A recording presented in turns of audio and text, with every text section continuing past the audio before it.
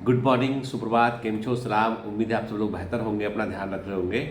आपने कभी गौर किया है कि जब छुट्टियां थोड़ी लंबी होती हैं, जैसे जैसे 2 दिन की छुट्टी मिलती है, 1 दिन की छुट्टी मिलती है, मतलब हॉलीडे की बात कर रहा हूँ मैं, कि चाहे वो आपके दिवाली के हॉलीडे, कोई भी हॉलीडे हो, 2 दिन से लंबा हॉलीडे होता है तो फिर वो बोर लगने लगता है। ऐसा लगता है कुछ रूटीन छूट गया, कुछ स्किप हो गया है। ठीक है ना। जो लोग रेगुलर लेक्चर अटेंड कर रहे थे सिस्टम पे आके कि भाई कि टाइम पे पढ़ना है, ये करना है, टेस्ट की तैयारी करना है, जब 5-6 दिन का लगातार का एक हॉलीडे स्पेल पड़ा, तो जिन लोग का बैकलॉग लगा है वो तो लगे हुए हैं उसमें, लेकिन जो लोग जिनका कोई बैकलॉग नहीं था, जिनको रिविजन करना था, अब उनको लग रहा है कि कुछ छूट गया है। मतलब जैसे है ना, एक लंबा स्पेल हॉलीडे का मिलता है ना, तो पता नहीं प्रोडक्टिविटी थोड़ी सी कम होने लगती है। ये तो मेरा पर्सनल अनुभव है।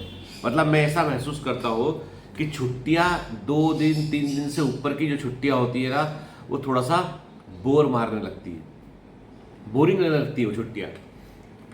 मन करता है, क्योंकि आपका एक आदत में शुमार हो गया है कि आप एक हैबिट में आ चुके हैं कि आपको इतने बजे सुबह उठना है, फिर पढ़ना है, फिर ये करना है, टेस्ट की तैयारी करना है। फिर आप जो एक अकेला संडे होता है या जो छुट्टी आपको जिस दिन मिलती है, उस दिन को आप जो एंजॉय कर पाते हो ना, वो वैसे आप जब जब जब काम कर रहे होते हो ना, तभी आप छुट्टी को एंजॉय कर पाते हो। जब आपके पास ज़्यादा कुछ होता नहीं करने को, तो छुट्टी को आप हर दिन एक जैसा लगता है, तो छुट्टियों को एंजॉय करना मुश्किल होता है।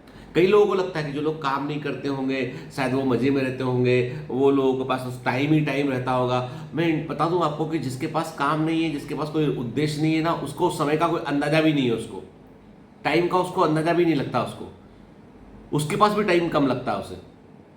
समझ नहीं आता कि समय जा कहाँ रहा है। जब जा ही रहा है समय, तो उसको क्यों ना हम सही जगह पर लगा दें।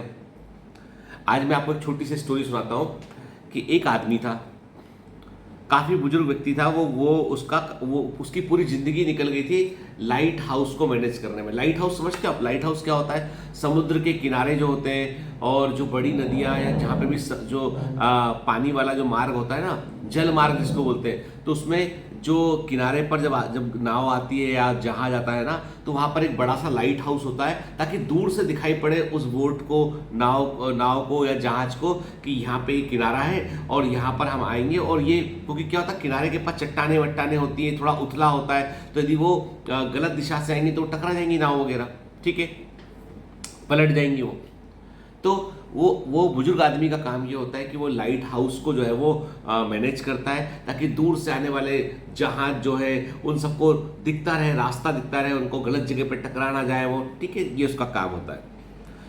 अब वो व्यक्ति जो होता है, उम्र के साथ साथ थोड़ा सा दयालु प्रकृति भी उसकी आती है थोड़ी सी, कि होता ही है आदमी का, कि आदमी को फिर क्या है कि पहले अपने यंग एज में आदमी को लगता है सब कुछ मुझे चाहिए, फिर बाद में ओल्ड एज में लगता है नहीं यार मैं क्या करूंगा, डोनेट करता हूं मैं, ठीक है। तो उसकी प्रवृत्ति जो है वो बहुत थोड़ी दयालु प्रकृति की होती है। तो उसके पास क्या होता है, लाइट हाउस में, पुराने समय की बात है, लाइट हाउस में रोशनी करने के लिए उसमें फ्यूल लगता था। मतलब जो केरोसिन होता है ना, जो फ्यूल केरोसिन डाल कर उससे वो एक बड़ा सा वो जलता था, पहले की बात है। आजकल तो इलेक्ट्रिसिटी आ गया है, तो वो लाइट हाउस में उजियारा किया करता था वो, उसके लिए उसको केरोसिन का इस्तेमाल करना पड़ता था। उसके पास ऑलरेडी केरोसिन का भंडार रखा रहता था महीने भर का। अब क्या हुआ, एक दिन एक पड़ोसी आया, उस पड़ोसी ने आके बोला, मतलब आसपास कहीं रहता होगा, उसने आके बोला कि यार मेरे घर में खाना पकाने का जो है वो ईंधन खत्म हो गया है, थोड़ा सा ऑयल मुझे दे दो। तो उसने उठा के कुछ 5 लीटर 4 लीटर ऑयल दे दिया उसको। फिर थोड़े समय के बाद एक दूसरा व्यक्ति आया, उसने बोला मेरे घर में रोशनी नहीं है, चिमनी के लिए जो तेल होता है वो खत्म हो गया, थोड़ा ऑयल दे दो। तो थोड़ा 5 लीटर, उसने कहा भाई मना करूंगा, बुरा मानेगा, 5 लीटर ऑयल उसको दे दिया। कि ऐसे करके 3-4 लोग आए महीने भर में, उनको उसने 5-5 लीटर ऑयल दे दिया। अब वो जो 20 लीटर ऑयल जो था, वो कम से कम 2 दिन चला करता था वो ऑयल।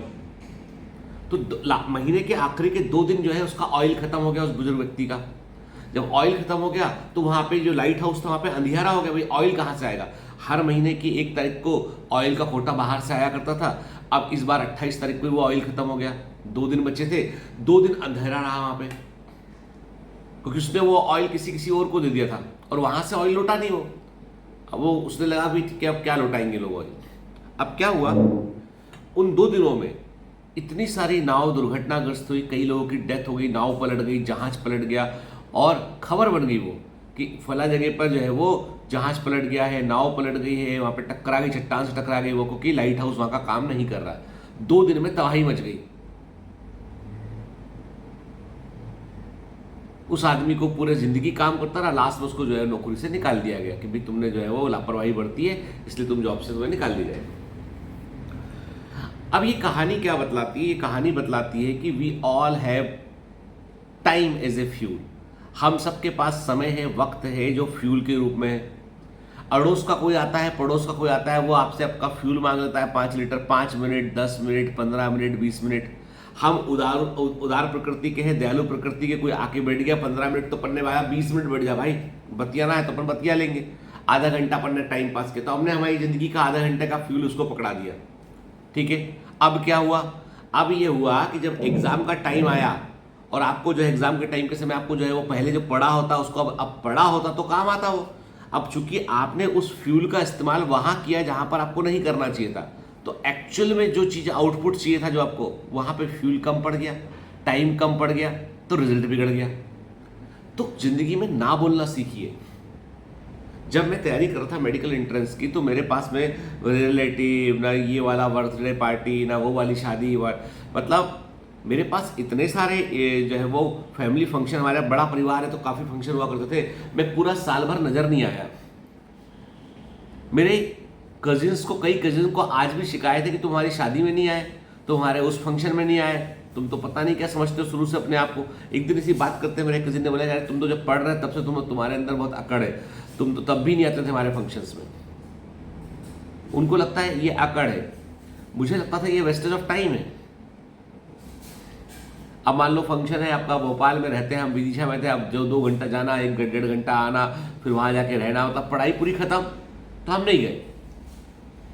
बधाई दे दिया कि भैया बधाई दे दिया भाई, तब से नहीं गए। बहुत बुरा लगा लोगों को।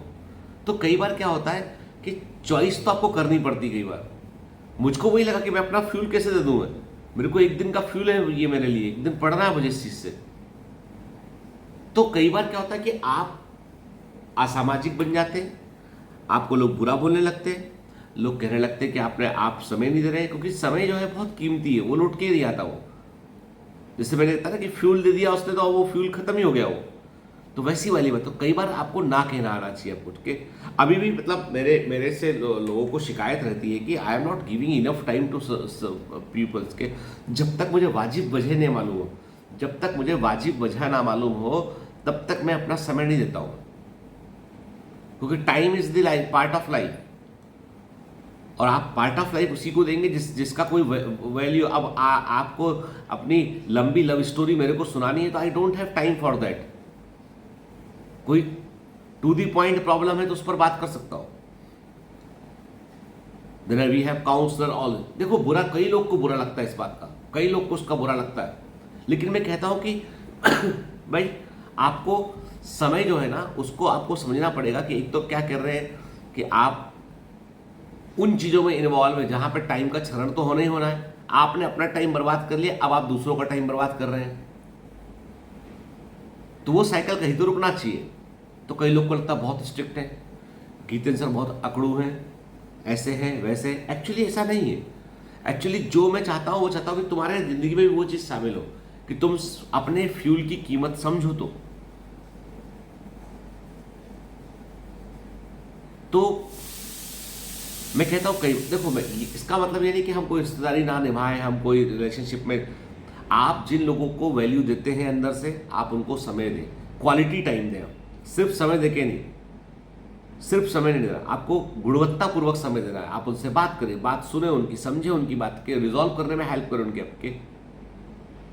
लेकिन अननेसेसरी का बहुत सारा समय वेस्ट करना है आपको, तो आप गिने चुने 2-4 आपके अच्छे मित्र होंगे जिनके साथ आप कर सकते हैं, लेकिन वो समझते होंगे इस बात को, आप जब व्यस्त होंगे कि अभी आपका पीक टाइम है, इसलिए अभी आपको डिस्टर्ब नहीं करेंगे। वो मेरे जो अच्छे फ्रेंड हैं वो जानते हैं कि मुझे किस समय मुझे कॉल करना है, ठीक है। पूछते हैं पहले मैसेज करके, जितने यार 5-10 मिनट बात करें तो कब फ्री होगा, फोन कर लेना मेरे को।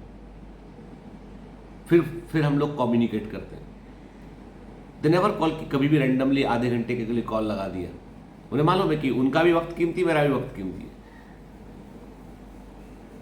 जब मिलते हैं कभी कभी कहोगे, तब सब छोड़ के, सब फोन बंद करके बात करते हैं। तो आपको देखो क्या होता है कि समय ही बेटा जो है ना, आपकी जो रेस है ना वो अगेंस्ट टाइम है। Examination is the race against time. आपको 15 साल पढ़ने को जाते भाई 15 साल के बाद एग्जाम होगा, पढ़ो नीट का, आप खुद बोलोगे अरे पढ़ेंगे तब की तब देखी जाएगी। या जो 15 साल पढ़ना शुरू करे, समझ गए ना। तो अभी तो क्या होता है, एक साल आपका कुछ महीने बचे, उस कुछ महीने को सही यूज कर लोगे तो एग्जाम निकल जाएगा। तो everybody is running against the time, समय के अगेंस्ट ही भाग रहे हैं हम सब लोग, और सबसे वैल्यूएबल फ्यूल वही है, तो उसको वैल्यू करना सीखिए, ठीक है। और थोड़े थोड़े अमानुष बनने में, थोड़े थोड़े असामाजिक बनने में, थोड़े थोड़े अप्रिय बनने में, ना बोलने के बाद अप्रिय बनने में कुछ बुरा नहीं है, बशर्ते आप जिन चीजों के लिए ना बोल रहे हैं उसके बदले में आप जो आप हासिल कर रहे हैं, दौड़ रहे थे आप, वो मिलना चाहिए आप, ठीक है। फिर देखो आपकी ना भी सम्मानपूर्वक रही जाएगी। ना करने का भी तरीका होता है, आप बिल्कुल सम्मानपूर्वक ना कीजिए कि मेरे को ऐसा ऐसा काम है, बहुत मजबूरी में आना चाहता हूं लेकिन मैं आ नहीं पा रहा हूं ना। ये नहीं बोलना कभी मैं नीट के लिए पढ़ रहा हूं, मैं डॉक्टर बनने वाला हूं इसलिए नहीं आऊंगा, नहीं, डोंट से दिस। ये बोलिए मेरा एग्जाम है और मुझे पढ़ना है और मेरी पढ़ाई हो नहीं पाई है और मुझे माफ कर देना। Be apologetic, be polite and say no, learn to say no।